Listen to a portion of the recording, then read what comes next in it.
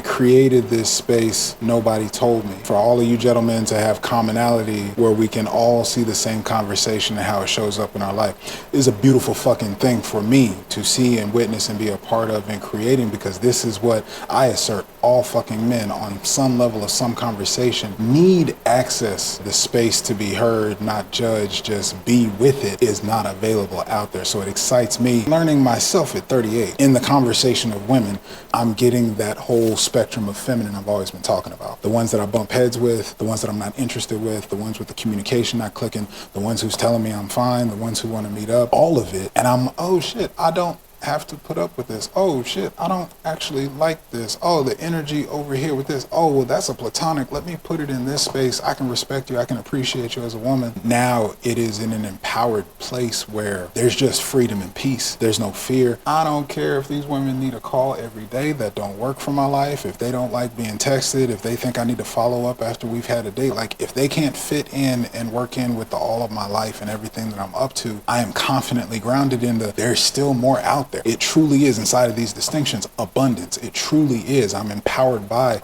being grounded, knowing my taste, knowing there's abundance, looking at where I'm leading in my conversations and my relationships and my dating and whatever. And it's a completely different experience. And for me, I just feel the experience of actually knowing myself, I don't know, a redo, like all the things with no regrets, but now I'm taking it on and living it today like the first day of my fucking life. And it is the most freeing